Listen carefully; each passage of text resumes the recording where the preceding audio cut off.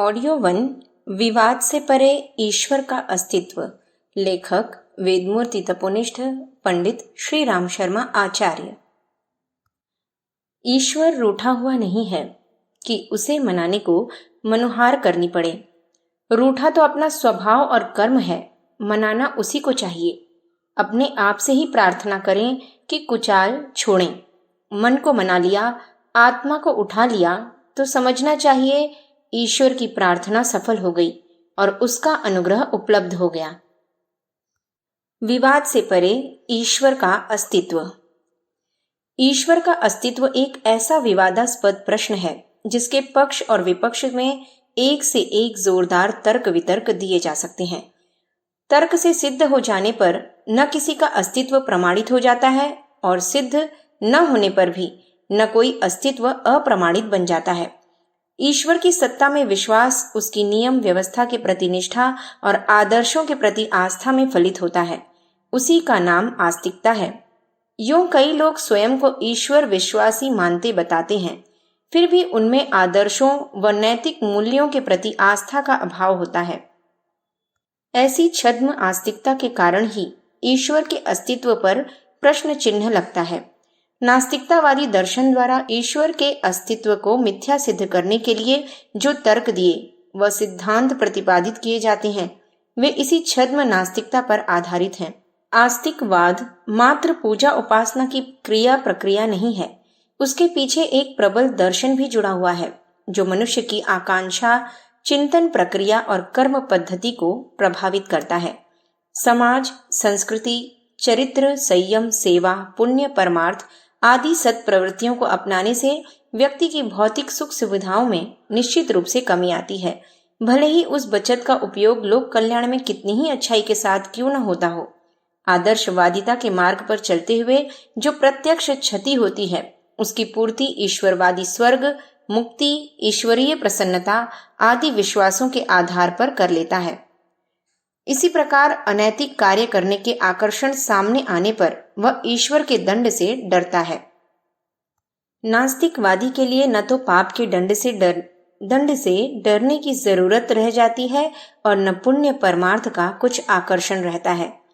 आत्मा का अस्तित्व अस्वीकार करने और शरीर की मृत्यु के साथ आत्यंतिक मृत्यु हो जाने की मान्यता उसे यही प्रेरणा देती है कि जब तक जीना हो अधिकाधिक मौज मजा उड़ाना चाहिए। यही जीवन का लाभ और लक्ष्य होना चाहिए। उपासना से भक्त को अथवा भगवान को क्या लाभ होता है, यह प्रश्न पीछे का है। प्रधान तथ्य यह है कि आत्मा और परमात्मा की मान्यता मनुष्य के चिंतन और कर्तृत्व को एक नीति नियम के अंतर्गत बहुत हद तक जकड़े रहने में सफल होती है। इन दार्शनिक बंधनों को उठा लिया जाए तो मनुष्य की पशुता कितनी उद्धत हो सकती है और उसका दुष्परिणाम किस प्रकार समस्त संसार को भुगतना पड़ सकता है, इसकी कल्पना भी कपा देने वाली है। निस्संदेह युग के महान दार्शनिकों में से रूसो और मार्क्स की भांति ही फ्रेडरिक नीत्शे की भी गणना की जाए। इन तीनों ने ही समय की विकृतियों को और उनके कारण उत्पन्न होने वाली व्यथा वेदनाओं को सहानुभूति के साथ समझने का प्रयत्न किया है। अपनी मनस्थिति के अनुरूप उपाय भी सुझाए हैं। अपूर्ण मानव के सुझाव भी अपूर्ण ही हो सकते हैं। कल्पना और व्यवहार में जो अंतर रहता है उसे अनुभव के आधार पर क्रमशः सुधारा जाता है। यही उपरोक्त प्रतिपादनों के संबंध में भी प्रयुक्त होना चाहिए, हो भी रहा है। शासन तंत्र पिछले दिनों निरंकुश राजाओं और सामंतों के हाथ चल रहा था। उनके स्वेच्छाचार का दुष्परिणाम निरीह प्रजा को भुगतना पड़ता था। प्रजातंत्र का तदुपरांत साम्य तंत्र का विकल्प सामने आया। बौद्धिक जगत में ईश्वर की मान्यता सबसे पुरानी और सबसे सबल और लोक समर्थित होने के कारण बहुत प्रभावशाली रही थी। वह मानव तंत्र को दिशा देने में अपनी महत्वपूर्ण भूमिका संपादित करती है, किंतु दुर्भाग्य यह है कि ईश्वरवाद के नाम पर भ्रांतियों का इतना बड़ा जाल जंजाल खड़ा कर दिया गया है जिससे आस्तिकवादी दर्शन का मूल प्रयोजन ही नष्ट हो गया। निहित स्वार्थों ने भावुक जनता का शोषण करने में कोई कसर न रखी। इतना ही नहीं, अनैतिक और अवांछनीय कार्यों को भी ईश्वर की प्रसन्नता के लिए करने के विधान बन गए। राजतंत्र की दुर्गति ने जिस प्रकार रूसो और मार्क्स को उत्तेजित किया, ठीक वैसी ही चोट ईश्वरवाद के नाम पर चल रही विकृतियों ने नित्से को पहुंचाई। उसने अनीश्वरवाद का नारा बुलंद किया और जनमानस पर से ईश्वरवाद की छाया उतार फेंकने के लिए तर्कशास्त्र और भावुकता का खुलकर प्रयोग किया। उसने जन चेतना को उद्बोधन करते हुए कहा, ईश्वर की सत्ता मर गई, उसे दिमाग से निकाल फेंको, नहीं तो शरीर पूरी तरह गल जाएगा। स्वयं को ईश्वर के अभाव में जीवित रखने का अभ्यास डालो। अपने पैरों पर खड़े हो, अपनी उन्नति आप करो और अपनी समस्याओं का समाधान आप ढूंढो। अपने सत्य को अपनी इच्छा शक्ति से स्वयं जगाओ और उसे ईश्वर की सत्ता के समकक्ष प्रतिद्वंदी के रूप में प्रस्तुत करो। अति मानव बनने की दिशा में बढ़ो, पर जमीन से पांव उखाड़कर आसमान में मत उड़ो। वस्तु स्थिति की उपेक्षा कर कल्पना के आकाश में उड़ोगे तो तुम्हारा भी वही हश्र होगा जो ईश्वर का हुआ है। जहां तक घोषणा की बात थी, वह मनुष्य की विपर्ययवादी मनोवृत्ति को बहुत भाई और उनके प्रतिपादन खूब पढ़े गए। उन पर घर घर में चौराहे चौराहे पर चर्चा हुई। किसी ने भला कहा, किसी ने बुरा माना। जो हो, इस प्रतिपादन ने प्रश्नों की झड़ी लगा दी। सर्वत्र उसमें पूछा जाने लगा, यदि ईश्वर नहीं रहा तो उसका स्थानापन्न कौन बनेगा? जीवन का लक्ष्य क्या रहेगा? संस्कृति किस आधार पर टिकेगी? मर्यादाओं की रक्षा कैसे होगी? समाज का बिखराव कैसे रुकेगा? धर्म और नीति को किसका आश्रय मिलेगा? प्रेम परमार्थ में किसे क्यों रुचि रहेगी? यही प्रश्न भीतर से भी उभरे। कुछ दिन तो हेकड़ी से वह यही कहता रहा, जो सत्य है वह असत्य नहीं हो सकता। समस्याओं की आशंका से यथार्थ को झुटलाया नहीं जा सकता। ईश्वर तो मर ही गया है, अब अपनी समस्याएं स्वयं सुलझाओ। नित्से की विचारकता क्रमशः अधिकाधिक गंभीरता पूर्वक यह स्वीकार करती ही चली गई कि ईश्वर भले ही मर गया हो, पर स्थान रिक्त होने से जो शून्यता उत्पन्न होगी उसे सहज ही न भरा जा सकेगा। उद्देश्य, आदर्श और नियंत्रण हट जाने से मनुष्य जो कर गुजरेगा वह ईश्वरवादी भ्रांतियों की अपेक्षा दुखदायी ही सिद्ध होगा। नित्से ने उसका समाधान कारक उत्तर अति मानव का लक्ष्य सामने प्रस्तुत करके दिया है। मनुष्य को अपनी इच्छा शक्ति इतनी प्रखर बनानी चाहिए जो उसके व्यक्तित्व को अति मानव स्तर का बना सके। यह निखरा हुआ व्यक्ति इतना प्रचंड होना चाहिए कि जन प्रवाह के साथ बहती हुई विकृतियों पर नियंत्रण स्थापित करने के साधन जुटा सके। मनुष्य जीवन का लक्ष्य अति मानव के रूप में विकसित होना चाहिए।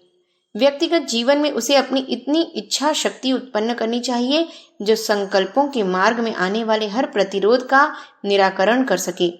सामाजिक जीवन में उसे इतना प्रतिभाशाली और साधन संपन्न होना चाहिए कि प्रचलित अवांछनीयताओं पर नियंत्रण कर सकने की क्षमता का अभाव अखरे नहीं। अनीश्वरवाद का पूरक अति मानववाद दशाब्दियों तक बहुचर्चित रहा। इस उभय पक्षी प्रतिपादन ने एक रिक्तता पूरी कर दी और नित्से का अनीश्वरवादी दर्शन विधि निषेध की उभय पक्षीय आवश्यकताओं को पूरा कर सकने वाला समझा गया। उसे विचारकों ने समग्र की उपमा दी। अनीश्वरवाद का पृष्ठ पोषण भौतिक विज्ञान ने यह कहकर किया कि ईश्वर और आत्मा के अस्तित्व का ऐसा कोई प्रमाण नहीं मिलता जो प्रकृति के प्रचलित नियमों से आगे तक जाता हो। इस उभय पक्षीय पुष्टि ने मनुष्य की उच्छृंखल अनैतिकता पर और भी अधिक गहरा रंग चढ़ा दिया। तदनुसार वह मान्यता एक बार तो ऐसी लगने लगी कि आस्थाओं का अंत वाला समय अब निकट ही आ पहुंचा। अति मानववाद के अर्थ का भी अनर्थ हुआ और यूरोप में हिटलर, मुसोलिनी जैसे लोगों के नेतृत्व में नृशंस अति मानवों की एक ऐसी सेना खड़ी हो गई जिसने समस्त संसार को अपने पैरों तले दबोच लेने की हुंकार भरना आरंभ कर दिया। खोट प्रजातंत्र और साम्यतंत्र की तरह अनीश्वरवाद में भी है। इसका उचित समाधान बहुत दिन पहले वेदांत के रूप में ढूंढ लिया गया है। तत्वमसि सोहम अयमात्मा ब्रह्म प्रज्ञान ब्रह्म सूत्रों के अंतर्गत आत्मा की परिष्कृत स्थिति को ही परमात्मा माना गया है। इतना ही नहीं, इच्छा शक्ति को, मनोबल और आत्मबल को प्रचंड करने के लिए तप साधना का उपाय भी प्रस्तुत किया गया है। वेदांत अतिमानव के सृजन पर पूरा जोर देता है, मनोबल प्रखर करने की अनिवार्यता को स्वीकार करता है। ईश्वरवाद का खंडन किसी विज्ञ जीव को ईश्वर स्तर तक पहुंचा देने की वेदांत मान्यता बिना रिक्तता उत्पन्न किए बिना अनावश्यक उथल पुथल किए वह प्रयोजन पूरा कर देती है जिसमें ईश्वरवाद के नाम पर प्रचलित विडंबनाओं का निराकरण करते हुए अध्यात्म मूल्यों की रक्षा की जा सके। बुद्धिवाद अगले दिनों वेदांत दर्शन को परिष्कृत अध्यात्म के रूप में प्रस्तुत करेगा। तब अतिमानव की कथित दार्शनिक मान्यताएं अपूर्ण लगेंगी और प्रतीत होगा कि इस स्तर का प्रौढ़ और परिपूर्ण चिंतन बहुत पहले ही पूर्णता के स्तर तक पहुंच चुका है। विराट का प्रतिनिधि जीव। जिस चेतना को विराट विश्व ब्रह्मांड व्यापी माना जाता है, जिस जीव उसी का एक अंश, एक घटक है।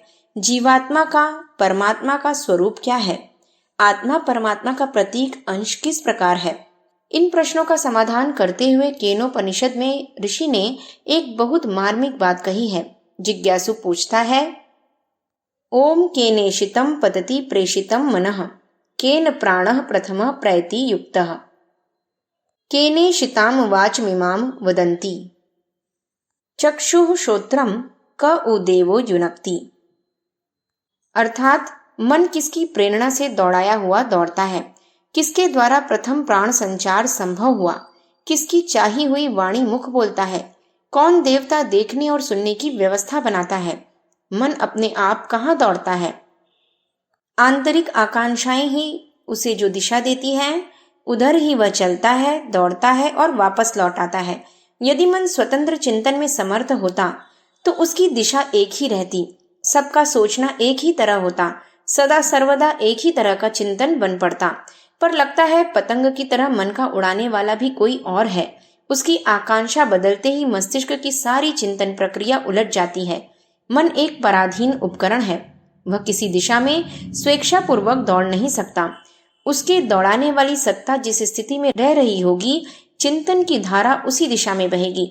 मन को दिशा देने वाली मूल सत्ता का नाम आत्मा है।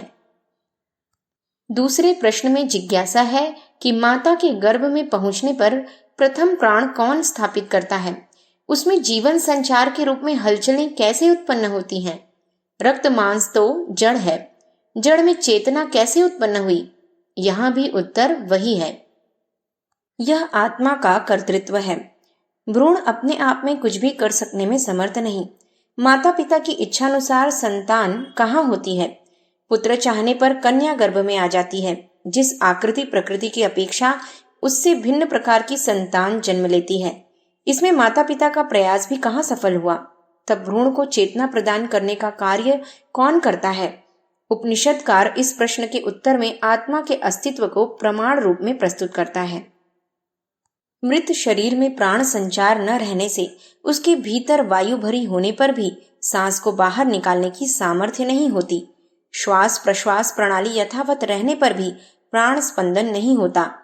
प्राण अपान व्यान उदान और समान प्राणों द्वारा शरीर और मन के विभिन्न क्रियाकलाप संचालित होते हैं, पर महाप्राण के न रहने पर शरीर में उनका स्थान और कार्य सुनिश्चित होते हुए भी सब कुछ निश्चल हो जाता है। अंगों की स्थिति यथावत रहते हुए भी जिस कारण मृत शरीर जड़वत निचेष्ट हो जाता है, वह महाप्राण का प्रेरणाक्रम रुक जाना ही है। इस सूत्र संचालक महाप्राण को ही आत्मा कहते हैं। तीसरा प्रश्न उत्पन्न होता है, किसकी चाही हुई वाणी मनुष्य बोलते हैं? निस्संदेह यह कार्य मुख का नहीं है, शरीर और इंद्रियों का भी नहीं है। यदि ऐसा होता तो भूखा होने पर पात्र को पात्र के आगे समय को समय का ध्यान रखे बिना भोजन याचना की जाती। कामुक आवश्यकता की पूर्ति के लिए किसी शील संकोच को आड़े न आने दिया गया होता, पर शरीर और मन की आवश्यकताओं को बहुधा रोक कर रखा जाता है। अंतःकरण शुद्ध होने पर मुख से कटु वचन निकलते हैं और उत्कृष्ट स्थिति में अमृतोपम वाणी निःसृत होती है। यदि वाणी स्वतंत्र होती तो वह तोता की तरह अभ्यस्त शब्दों का ही उच्चारण करती रहती। वाणी से विष और अमृत, ज्ञान और अज्ञान निःसृत करने वाली अंतः चेतना उससे पृथक स्वतंत्र है, उसी का नाम आत्मा है। आंखें किसकी प्रेरणा से देखती हैं? कान किसकी इच्छानुसार सुनते हैं? यह प्रश्न उपस्थित करते हुए यह देखा जा सकता है कि क्या आंखों में देखने की या कानों में सुनने की स्वतंत्र शक्ति है? निश्चित रूप से वह नहीं ही है। यदि होती तो मृतक या मूर्छित स्थिति में भी आंखें देखती और कान सुनते। ध्यान मग्न होने की स्थिति में आंखों के आगे से गुजरने वाले दृश्य भी परिलक्षित नहीं होते और कानों के समीप ही बातचीत होते रहने पर भी कुछ सुना नहीं जाता। अनेक दृश्यों में से आंखें अपने प्रिय विषय पर ही टिकती हैं। कई तरह की आवाज होते रहने पर भी कान उन्हीं पर केंद्रित होते हैं जो अपने को प्रिय होते हैं। इन ज्ञान प्रधान कान और चक्षु इंद्रियों में अपनी निज की क्रियाशीलता नहीं है। जिसकी प्रेरणा से वे सक्रिय रहते हैं वह सत्ता आत्मा की ही है। यथार्थ ज्ञान के शोधकर्ता इंद्रिय ज्ञान से ऊपर उठकर आत्मज्ञान को प्राप्त करते हैं और फिर उससे ऊंची परमात्म सत्ता में अपने आप को विलीन करते हुए ऊपर उठते हैं और अमृत को प्राप्त करते हैं। इस तथ्य का प्रतिपादन करते हुए उपनिषदकार कहता है, अतिमुच्य धीराहा प्रत्यास्माल लोकादमृता भवंती। अर्थात आत्मज्ञानी धीर पुरुष इंद्रियों के प्रेरक जीवात्मा का अतिक्रमण करके इस लोक से अर्थात जन साधारण के द्वारा अपनाए गए निकृष्ट स्तर से ऊपर उठकर अमृतत्व को प्राप्त करते हैं। यहाँ अमृतत्व का अर्थ है अनंत जीवन की मान्यता और तदनुरूप दृष्टिकोण अपनाकर तदनुरूप चिंतन एवं कर्तृत्व का निर्धारण लोग अपने को मरण धर्मा मानते हैं।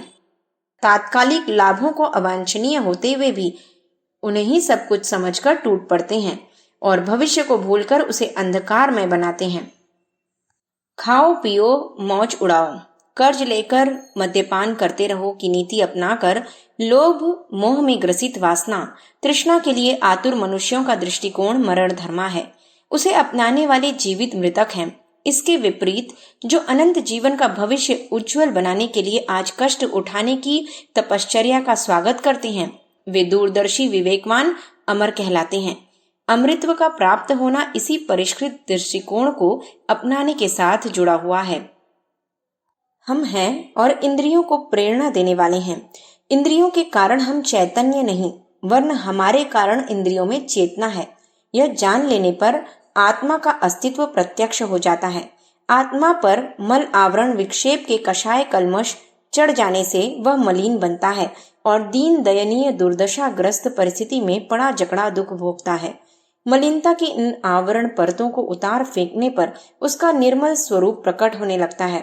दर्पण पर जमी हुई धूली हटा देने से उसमें अपना प्रतिबिंब सहज ही देखा जा सकता है। आत्म साक्षात्कार इसी का नाम है। इसे ही परमात्मा का दर्शन एवं परब्रह्म की प्राप्ति कहते हैं। आंखों से किसी देवावतार के स्वरूप को देखने की लालसा एक भ्रांति मात्र है जिसका पूरा हो सकना संभव नहीं। ईश्वर को चर्म चक्षुओं से नहीं ज्ञान चक्षुओं से ही देखा जा सकता है। आत्मा का परिष्कृत रूप ही परमात्मा है। जीवात्मा वह जो लोभ मोह से वासना तृष्णा से प्रभावित होकर स्वार्थपरता एवं संकीर्णता के बंधनों में जकड़ा पड़ा है। अपना चिंतन कर्तृत्व शरीर और कुटुंब के भौतिक लाभों तक सीमित रखने वाला भवबंधनों में जकड़ा जीव है। मुक्त उसे कहा जाएगा जिसने अपनेपन की आत्म भाव की परिधि को अधिकाधिक विस्तृत बना लिया है, जिसके लिए समस्त विश्व अपना परिवार है, समस्त प्राणी जिसके अपने कुटुंबी हैं, औरों के दुख को अपना दुख मानकर जो उसके निराकरण का प्रयास करता है, औरों को सुख देकर सुखी होता है, अपने और औरों के बीच की दीवार तोड़कर सर्वत्र एक ही आत्मा का विस्तार देखता है, वह दिव्यदर्शी ही दूसरे शब्दों में परमात्मदर्शी कहा जाता है। आत्मा का परिष्कृत एवं विकसित रूप ही परमात्मा है। इसे प्राप्त करना ही मानव जीवन का परम लक्ष्य है।